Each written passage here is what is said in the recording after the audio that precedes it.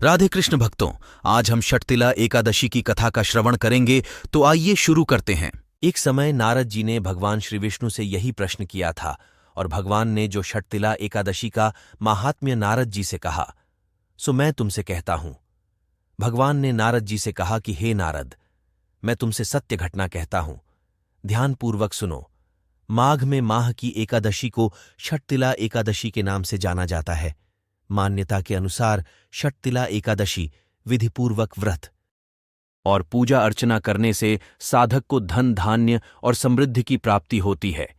जो लोग षटतिला एकादशी का व्रत करते हैं, कहा जाता है कि उन्हें षटतिला एकादशी की व्रत कथा का पाठ अवश्य करना चाहिए।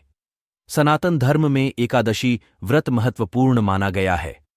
हिंदू पंचांग के अनुसार माघ माह के कृष्ण पक्ष की एकादशी तिथि को षटतिला एकादशी के नाम से जाना। इस बार षटतिला एकादशी 6 फरवरी को है। मान्यता है कि षटतिला एकादशी व्रत करने से साधक को धन धान्य और समृद्धि की प्राप्ति होती है। जो लोग षटतिला एकादशी का व्रत करते हैं, उन्हें षटतिला एकादशी की व्रत कथा का पाठ अवश्य करना चाहिए, वरना पूजा का पूर्ण फल प्राप्त नहीं होता है। चलिए जानते हैं षटतिला एकादशी व्रत कथा के बारे में। पौराणिक कथा के अनुसार प्राचीन काल में एक ब्राह्मणी थी। धर्मपारायण होने के बाद भी वह हमेशा पूजा और व्रत करती थी, लेकिन कभी दान नहीं करती थी और न ही देवी देवताओं और ब्राह्मणों को धन और अन्न का दान दिया था।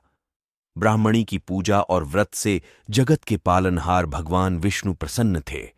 उन्होंने सोचा कि ब्राह्मणी ने पूजा और व्रत से अपने शरीर को शुद्ध कर लिया है, ऐसे में उसे बैकुंठ लोक तो प्राप्त हो जाएगा, लेकिन इसने कभी जीवन में दान नहीं किया है, तो बैकुंठ लोक में इसके भोजन का क्या होगा। इन सभी बातों को सोचने के बाद भगवान श्रीहरि ब्राह्मणी के पास गए और उससे भिक्षा मांगी।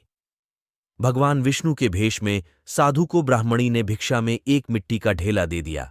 भगवान उसे लेकर बैकुंठ लोक में लौट आए। कुछ समय के पश्चात ब्राह्मणी का देहांत होने के बाद वह बैकुंठ लोक में आ गई। ब्राह्मणी को भिक्षा में मिट्टी को देने की वजह से बैकुंठ लोक में महल प्राप्त हुआ, लेकिन उसके घर में अन्न आदि कुछ भी नहीं था। ये सब देख भगवान श्रीहरि से ब्राह्मणी ने बोला कि मैंने जीवन में सदैव पूजा और व्रत किया, लेकिन मेरे घर में कुछ भी नहीं है। भगवान ने उसकी समस्या सुनकर कहा कि तुम बैकुंठ लोक की देवियों से मिलकर षटतिला एकादशी व्रत और दान का महत्व सुनो, उसका पालन करो। तुम्हारी सारी गलतियां माफ होंगी और मनोकामनाएं पूरी होंगी। ब्राह्मणी ने देवियों से षटतिला एकादशी का महत्व सुना और इस बार व्रत करने के साथ तिल का दान किया।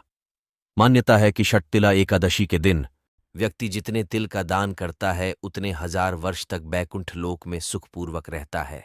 अगर वीडियो अच्छा लगा हो तो लाइक, शेयर और सब्सक्राइब करना ना भूले। धन्यवाद।